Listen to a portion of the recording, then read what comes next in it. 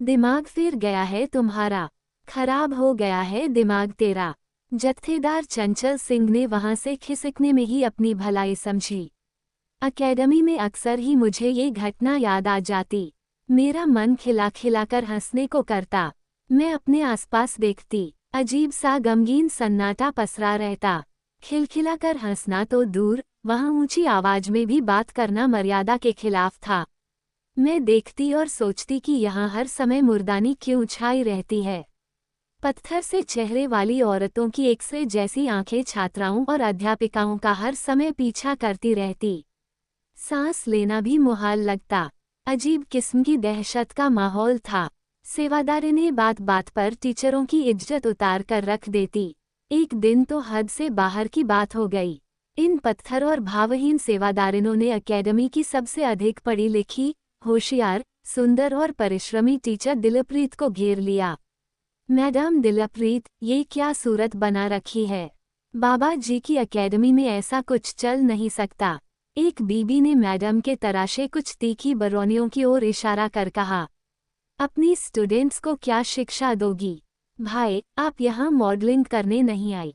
यहाँ तो आदमी सादा ही अच्छा लगता है। अब अगर बाबा जी को मालूम हो जाए फिर तो तुम्हारी सालाना होने वाली इंक्रीमेंट। ऐसी गलती करने पर अकेडमी वाले इंक्रीमेंट रोक लेते हैं। मैडम दिलप्रीत हैरान परेशान और बेबस खड़ी इन अधपड़ी औरतों की दिल को झुलसा देने वाली बातें सुनती रही। सॉरी बीबी जी, मुझे रह रहकर मैडम दिलप्रीत पर गुस्सा आ रहा था। MA PhD टीचर को एक अधपढ़ बीबी धमका रही थी और वो भी अनपढ़ या अधपढ़ बाबा का डरावा देकर। मेरा जी किया, इस पत्थर औरत को बालों से पकड़कर खींच दूं। मैडम की आंखों से लगातार आंसू बहने लगे। अब 5 दिन तक अकेडमी मत आना, तब तक तुम्हारी शक्ल ठीक हो जाएगी। मगर मेरी तो छुट्टियां खत्म हो गई हैं। बड़ी बेटी के बीमार होने पर मैं छुट्टियां ले चुकी हूँ। वो तो अभी भी ठीक नहीं हुई। मेरे पास तो अर्ग लीव बकाया है नहीं कोई। बिना तनख्वाह के छुट्टी कर लो। बाबा जी ने देख लिया तो नुकसान हो जाएगा। पत्थर औरत ने मैडम दिलप्रीत पर बहुत बड़ा एहसान किया।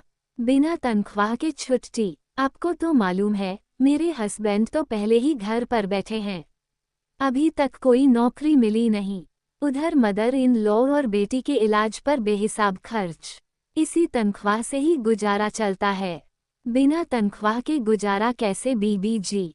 दिलप्रीत के सामने अगर धरती फट जाती तो वह बेझिझक उसमें समा जाती।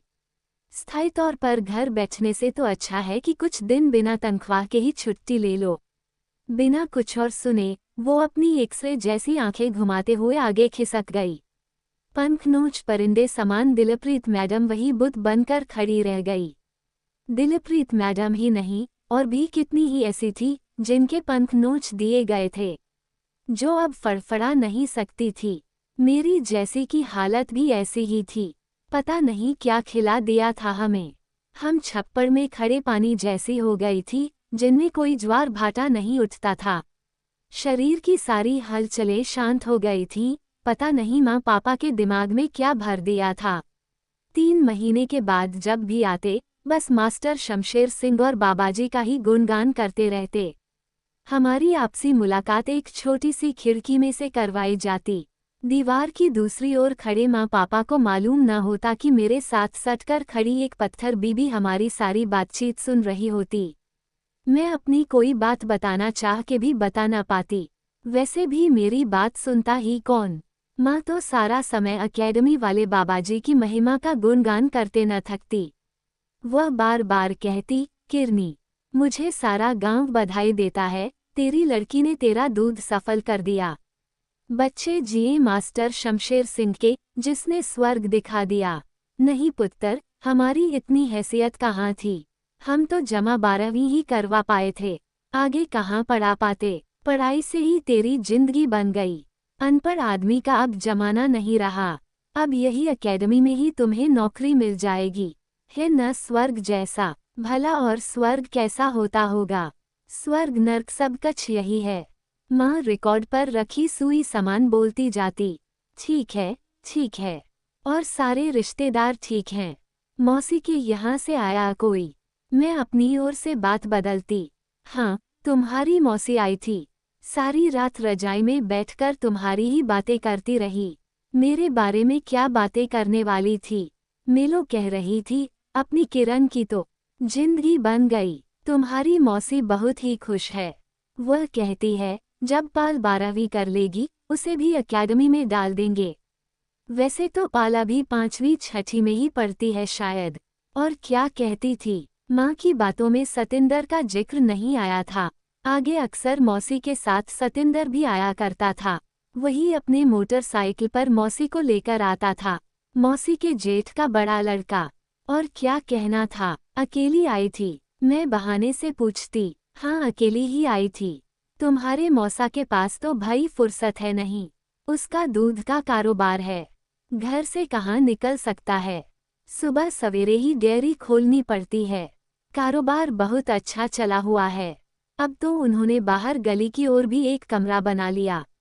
नए डिजाइन की रसोई बना ली।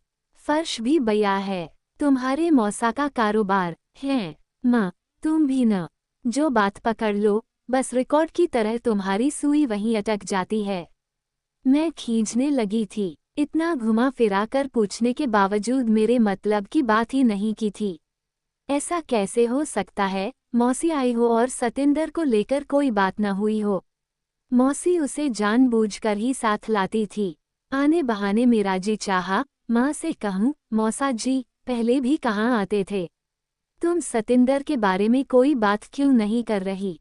मगर मैं ऐसा कह नहीं सकती थी। माँ को कैसे बताती कि सतिंदर भी मौसी के साथ क्यों आता था? माँ को क्या बताती कि तेरी इस अकेडमी ने हमारी आंखों में पलती मूक मोहब्बत कहीं गहरे कुएं में दफन कर दी है। मैं महसूस करती थी, मैडम दिलप्रीत जैसे हमारे साथ अपने दिल की बातें साझा करना चाहती हो। उसकी डूबती उतरती आंखें हमें कुछ कहती लगती।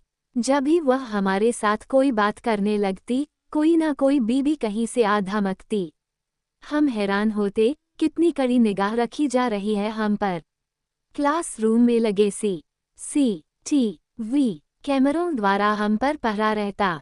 मैडम दिलप्रीत जैसी टीचर्स की मजबूरी भी हमारी समझ में आने लगी थी। थोड़ी सी असावधानी से नौकरी जाने का खतरा था।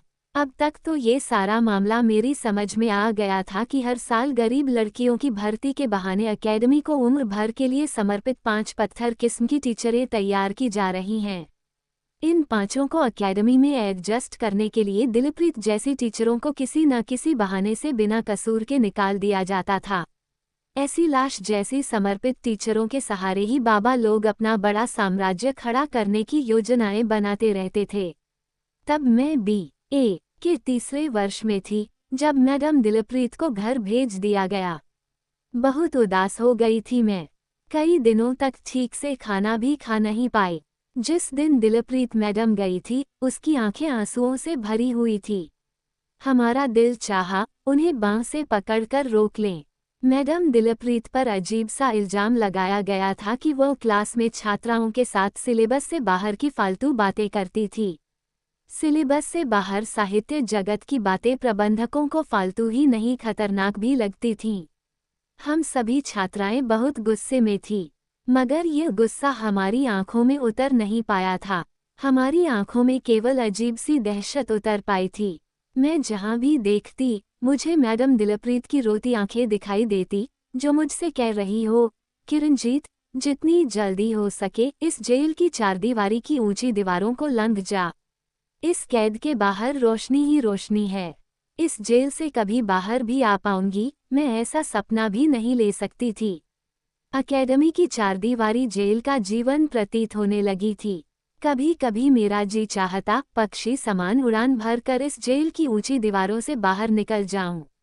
वैसे मैं हैरान होती, अकेडमी के अंदर वृक्षों पर रहने वाले जानवर भी उदास रहते थे। चिड़ियों को एक टहनी से दूसरी टहनी पर नाचते कूदते कभी देखा ही नहीं था, जैसे बचपन में घर में चिड़ियों को कूदते फांदते देखा था। लगता जैसे ये सभी परिंदे भी हमारी तरह अनचाही कैद भोग रहे हों। कभी कभी मैं चिड़ियों की छोटी छोटी आंखों में देखने का यत्न करती तो उनमें भी मुझे दहशत ही दिखाई देती। बिल्कुल वैसी ही दहशत, जैसी किसी टीचर, खासकर दिलप्रीत मैडम को एकेडमी से बाहर निकाले जाने वाली और अन्य टीचरों और हमारी आंखों में पसरी थी। एकेडमी में घूमती छात्राओं, टीचरों और सेवादारिनों की घूमती फिरती लाशें देख देख कर मेरा दिल घबराने लगता। कभी कभी सोचती कि किसी न किसी बहाने सतिंदर तक अपना हाल पहुंचा दम। वो अवश्य कहानियों वाले राजकुमार की तरह घोड़ा लेकर आएगा और मुझे इस जेल की ऊंची और दमघोट दीवारों के पार ले जाएगा। परंतु संदेश किसके हाथ भेजूं? यहाँ तो किसी परिंदे को भी बाहर उड़ान भरने की आज्ञा नहीं थी। जब भी माँ मिलने के लिए आती, दिल करता उसे एकेडमी की वास्तविकता बताकर यहाँ से निकाल कर ले जाने के लिए कहूँ। परंतु माँ सुनती कहाँ थी। वो तो पिछली बार से भी अधिक बाबाजी का गुणगान करने लगती। कहती, बेटी, बाबा जी से मिलकर गए थे। बाबा जी बहुत ही खुश है। वो तो कहते हैं एकेडमी बनाई इसलिए गई है कि हमारी कौम के बच्चे पढ़ लिख जाएं। कौम के बच्चों को पीछे नहीं रहने देंगे। कौम को आगे ले जाना है। किरनी, बाबा जी तो बहुत खुश है तुम पर। कहते हैं ये लड़कियां कौम को समर्पित हो रही हैं। सच में किरनी, मेरा तो दूध सफल कर दिया तुमने। माँ की ना खत्म होने वाली बातें सुनकर मेरे भीतर उमड़ती चीख अंदर ही दफन हो जाती।